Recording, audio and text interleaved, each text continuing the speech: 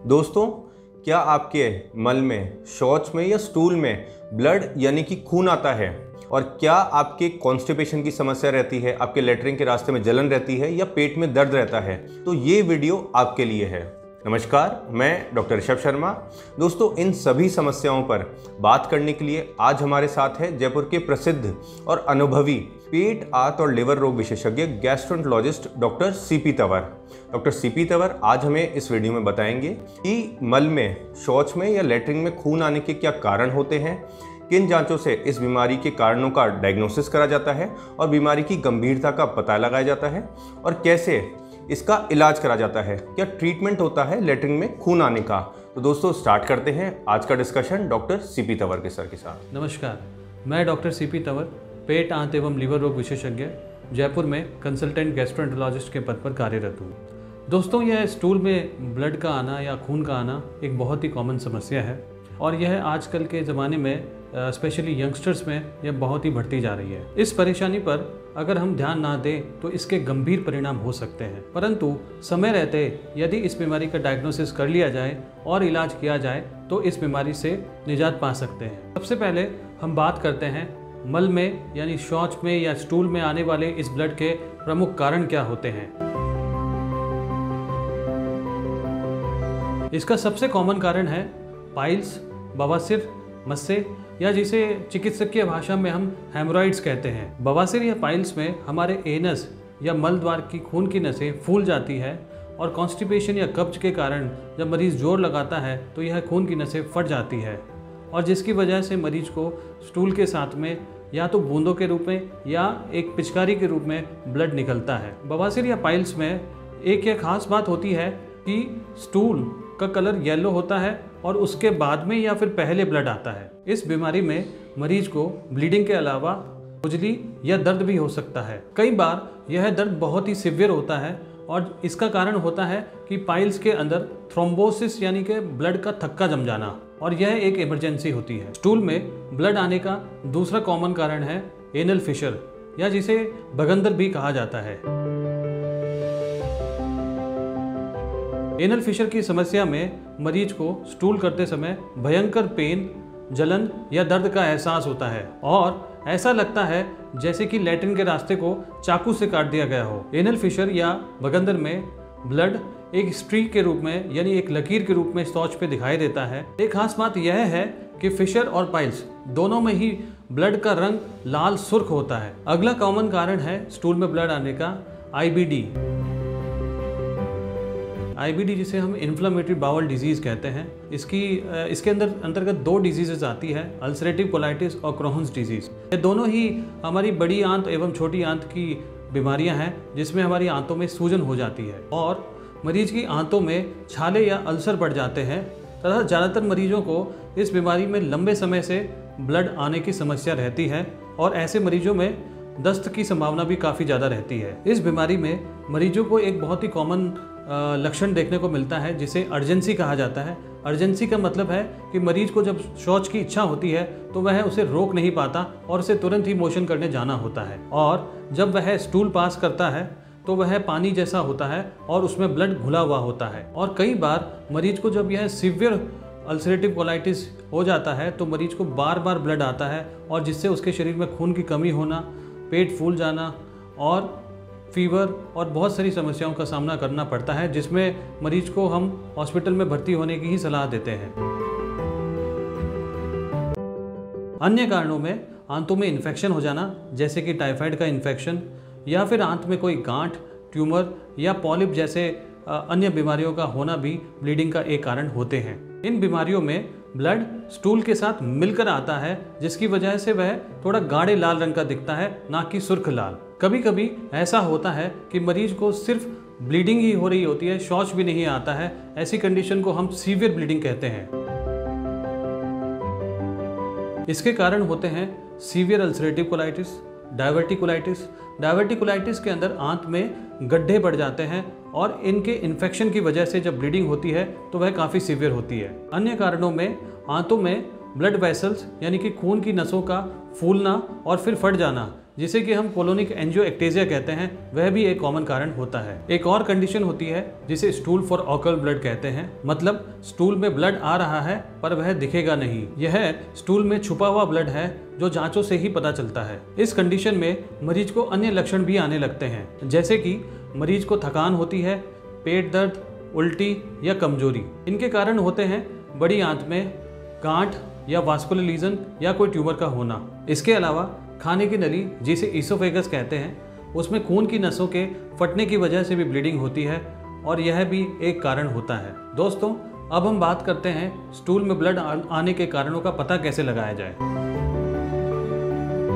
आप जब डॉक्टर के पास जांच के लिए जाते हैं तो वह सबसे पहले आपकी मेडिकल हिस्ट्री लेता है और आपसे कुछ सवाल पूछते हैं, जैसे कि ब्लीडिंग कब स्टार्ट हुई, आपको कब्ज या दस्त की समस्या तो नहीं है, शौच जाते समय दर्द या खुजली तो नहीं होती, शौच में खून कितना आता है, क्या आप कोई खून पतला करने की दवाई ले रहे हैं, क्या आप अपनी लैट्रिन को रोक पाते हैं या नहीं, स्टूल में ब्लड कौन से कलर का आता है, इत्यादि। इन सभी जानकारी के आधार पर गैस्ट्रोएंटरोलॉजिस्ट आपको कुछ जांचें एडवाइस करेंगे। इनमें पहली जांच होती है सिग्मोइडोस्कोपी। सिग्मोइडोस्कोपी में लैट्रिन के रास्ते बड़ी आंत के निचले हिस्से रेक्टम एवं सिग्मोइड कोलोन की जांच की जाती है। इसमें एक पतली लचीली ट्यूब, जिसे सिग्मोइडोस्कोप या कोलोनोस्कोप कहते हैं, जिसके टिप पर कैमरा लगा हुआ होता है, मल द्वार के रास्ते से डाली जाती है और जो भी बीमारी बड़ी आंत के उस हिस्से में है और जो स्टूल में ब्लड का कारण है, उसे पता लगाया जा सकता है और उसकी गंभीरता को भी देखा जा सकता है। अगली जांच है कोलोनोस्कोपी। यह जांच भी सिग्मोइडोस्कोपी की तरह ही की जाती है, परंतु उसमें पूरी बड़ी आंत की जांच की जाती है। साथ ही साथ छोटी आंत का लास्ट हिस्सा, जिसे टर्मिनल आइलियम कहते हैं, उसे भी देखा जा सकता है। इन दोनों ही जांचों से आंतों में यदि कोई भी बीमारी पनप रही हो या जहां से भी ब्लीडिंग हो रही हो, उसका पता लगाया जा सकता है। इसके अलावा यदि आंत में कोई गांठ या अल्सर है तो उसकी बायोप्सी भी ली जा सकती है। तीसरी जांच है अपर जीआई एंडोस्कोपी। उसे मरीज के मुंह से डाला जाता है और भोजन नली, ईसोफेगस, स्टमक, आमाशय और डोडनम यानी कि छोटी आंत के प्रारंभिक हिस्से की भी जांच की जाती है। यदि वहाँ कोई अल्सर, गांठ या कुछ और अन्य लीजन दिखता है तो उसकी बायोप्सी भी ली जा सकती है। अगली जांच है कैप्सूल एंडोस्कोपी, जिसमें मरीज को एक कैप्सूल खिलाया जाता है जिसके अंदर वीडियो कैमरा लगा होता है। यह मरीज की आंतों का फोटो खींचता है और बाहर मॉनिटर पर भेजता है और इस तकनीक से आंतों के उन हिस्सों को भी देखा जा सकता है जो कि अपर जीआई एंडोस्कोपी और कोलोनोस्कोपी के द्वारा नहीं देखे जा सकते। अगली जांच है बेरियम एक्सरे। यह एक प्रकार का एक्सरे है जो मरीज को एक डाइट पिलाने के बाद में किया जाता है। अगली जांच है सीटी एंजियोग्राफी। इस जांच से यह पता किया जा सकता है कि आंत के किस हिस्से से ब्लीडिंग हो रही है। अगला है स्टूल फॉर ऑकल्ट ब्लड। इस जांच में लैट्रिन में जो खून छुपा हुआ है उसका पता लगाया जा सकता है। अन्य जांचें भी कराई जा सकती है, जैसे कि CBC, liver function test, kidney function test, radio nucleoid imaging इत्यादि। दोस्तों, अब बात करते हैं कि कैसे स्टूल में ब्लड या खून की इस परेशानी का इलाज किया जाता है। स्टूल में ब्लड का इलाज इस बात पर निर्भर करता है कि ब्लड कितना आ रहा है और उसका कारण क्या है। जैसे कि अगर मरीज को पाइल्स या मस्से की बीमारी की वजह से ब्लड आ रहा है तो ऐसे मरीजों में पहले कॉन्स्टिपेशन या कब्ज का इलाज किया जाता है। इसके लिए कुछ खाने की दवाई या फिर स्टूल सॉफ्टनर दिए जाते हैं। मरीज को सिड्ज बाथ यानी गुदा द्वार वाले एरिया को सिकाई करने की सलाह दी जाती है। मरीज को लाइफस्टाइल चेंजेस के बारे में बताया जाता है और अगर इन सभी से भी ब्लीडिंग ठीक नहीं होती है तो बहुत ही एक सामान्य तकनीक जिसे एंडोस्कोपी के द्वारा किया जाता है, जिसे हम इंजेक्शन स्क्लेरोथेरेपी कहते हैं, के द्वारा इस ब्लीडिंग को रोका जा सकता है। इंजेक्शन स्क्लेरोथेरेपी एक ओपीडी प्रोसीजर होता है जिसमें मरीज की सिग्मोइडोस्कोपी करने के बाद में उसके पाइल्स में एक स्क्लोरेजेंट यानी कि एक ऐसी दवा जो कि उसके मस्सों को सुखा देती है, उसको इंजेक्ट किया जाता है।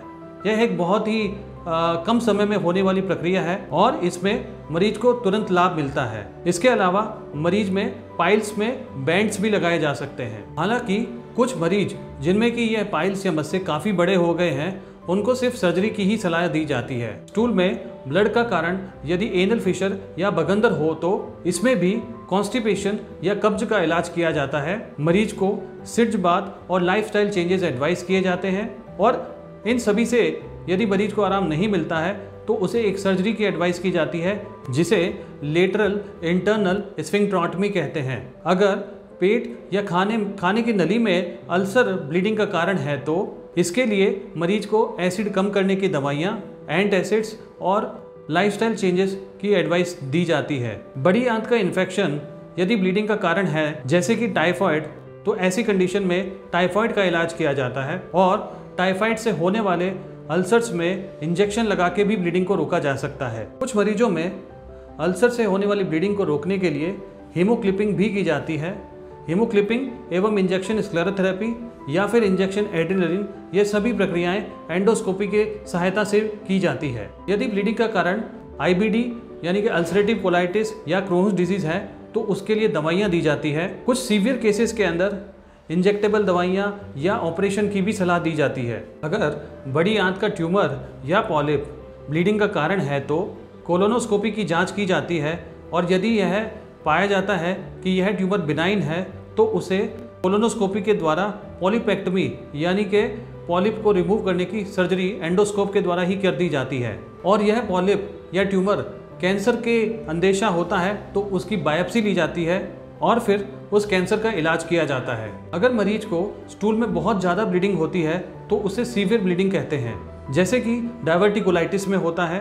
तो ऐसे केस में मरीज को तुरंत हॉस्पिटल में भर्ती कराना होता है। उन्हें ब्लड चढ़ाया जाता है, स्टेबलाइज किया जाता है और उसके बाद कोलोनोस्कोपी या सर्जरी के द्वारा उसका इलाज किया जाता है। इसके अलावा अगर सीवियर ब्लीडिंग ईसोफेजियल वराइसिस यानी कि भोजन की नली में होने वाली नसों के फटने की वजह से होती है तो उसके लिए बैंड्स यानी कि ईसोफेगस की जो खून की नसें हैं उन पे छल्ले लगाए जाते हैं। इसके अलावा अल्सर ब्लीडिंग को रोकने के लिए बहुत सारे अन्य तरीके जैसे कि argon plasma coagulation, cautery, hot biopsy, cold biopsy, forceps का भी उपयोग किया जाता है। दोस्तों, मैं उम्मीद करता हूँ कि यह जानकारी आप सभी के लिए लाभदायक होगी और अंत में आप सभी को मैं धन्यवाद कहना चाहता हूँ और आप पेट, आंत एवं लीवर रोग से जुड़ी कोई भी समस्या के लिए मुझसे संपर्क कर सकते हैं। तो दोस्तों, आज हमारे साथ थे जयपुर की प्रसिद्ध पेट, आंत, लिवर रोग विशेषज्ञ गैस्ट्रोएंटरोलॉजिस्ट डॉक्टर CP तंवर, जिन्होंने हमें बताया कि लैट्रिन में खून आने के क्या कारण होते हैं, किन जांचों से इन कारणों का पता लगाया जाता है और लैट्रिन में खून आने का क्या इलाज होता है, क्या ट्रीटमेंट होता है। और दोस्तों, पेट, आंत और लिवर से रिलेटेड किसी भी समस्या के लिए आप डॉक्टर CP तंवर से नीचे दिए गए नंबर पर कंसल्ट कर सकते हैं। और इसके अलावा हेल्थ और मेडिकल से रिलेटेड ऑथेंटिक, रिलायबल और यूजफुल इन्फॉर्मेशन के लिए आप हमारा channel the I doc health ज़रूर सब्सक्राइब करिए। बाकी अपना ध्यान रखिए, खुश रहिए। Thank you, take care.